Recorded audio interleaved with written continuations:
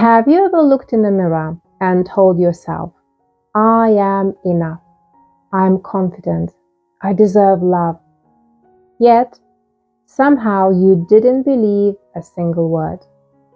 Maybe you have repeated positive affirmations every morning.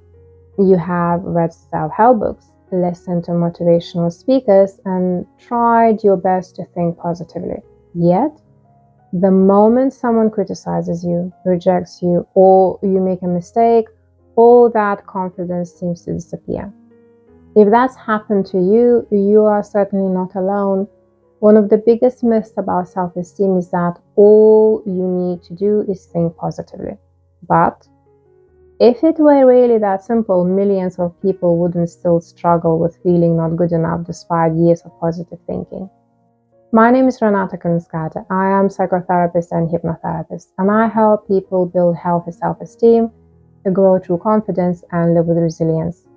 If you are tired of constantly criticizing yourself internally, I have created a free self-esteem and confidence affirmations audio to help you begin gently rewiring your inner dialogue with healthier, more compassionate messages rather than simply forcing positive thoughts.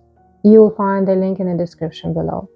In today's video, we are going to explore why positive thinking alone doesn't heal low self-esteem, what psychology and neuroscience tell us instead, and what actually helps people create a lasting change. First, it's important to say that positive thinking isn't the enemy. In fact, research from positive psychology has consistently shown that optimism and hopeful thinking can improve emotional well-being, help people cope with stress, and even support better physical health. Learning to notice what's going well in life or approaching challenges with hope can absolutely be beneficial. The problem begins when positive thinking is presented as the complete solution to low self-esteem. Many people are told that if they simply think more positively about themselves, they will eventually become confident. When that doesn't happen, they often assume something is wrong with them. Positive thinking mainly works at the level of conscious thought. Low self-esteem, however, usually develops much deeper. It's a bit like painting over a damp wall. The fresh paint may make everything look better for a while, but unless the source of the damp is repaired, the stains eventually come back. In the same way, positive thoughts can temporarily lift your mood, but if the deeper beliefs underneath remain unchanged, those old feelings often return whenever life becomes difficult. One of the most important things to understand is that low self-esteem isn't simply a logical conclusion you have reached. It's an emotional belief that your brain has learned over time. Perhaps somewhere along the way, your mind learned messages such as, I'm not good enough, I am unlovable, I always get things wrong, or I'm a burden. These beliefs rarely develop because of one single event. More often, they grow gradually through repeated experiences such as criticism, bullying, emotional neglect, unrealistic expectations, difficult relationships, or childhood environments where love, approval, or safety felt uncertain. Psychologists often refer to these as core beliefs. They are not thoughts that you consciously choose. Instead, they become automatic lenses through which you interpret yourself and the world around you. Over time, these beliefs begin to feel like facts, even when they aren't true. This helps explain why affirmations don't always work in the way people expect. Imagine someone who has spent years believing, I'm worthless. Then they stand in front of the mirror repeating, I'm amazing, I'm incredibly confident. Instead of accepting those words, they might often argue back, no, you're not. The stronger the positive statement feels compared to the existing belief, the stronger that internal resistance can become. Research has even shown that very positive self-statements may leave people with low self-esteem feeling worse because the statements feel so disconnected from what they genuinely believe. Our brains naturally seek consistency. When a message feels completely unbelievable, it's often rejected rather than accepted. That doesn't mean affirmations are useless. It means they need to be realistic, compassionate, and gradually bridge the gap between where you are now and where you are trying to go. There is another reason positive thinking alone often isn't enough. Low self-esteem isn't stored only in your thoughts.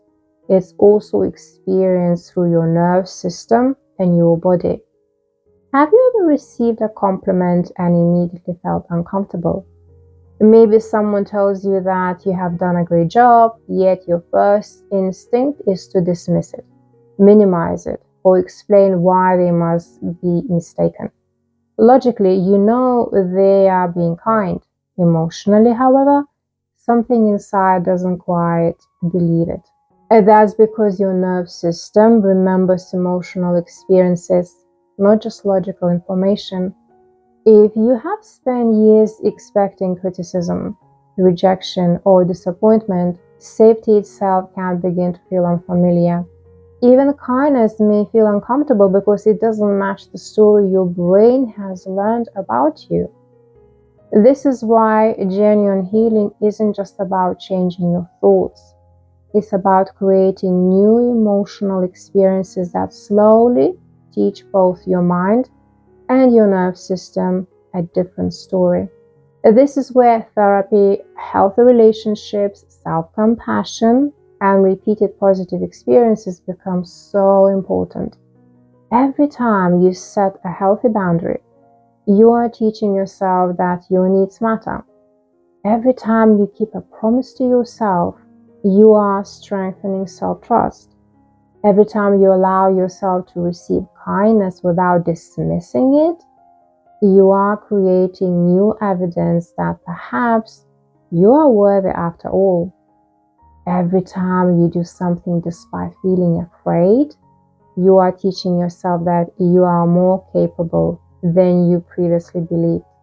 Through a process known as neuroplasticity, the brain has the remarkable ability to change throughout life. But it changes most effectively through repeated experiences, not simply repeated words. That's why true confidence grows from living differently, not just thinking differently. This is also where self-compassion becomes incredibly powerful. Many highly self-aware people understand exactly why they struggle. They know where the insecurities come from. They understand their childhood experiences, but they continue judging themselves for still feeling the way they do. Self-compassion changes that.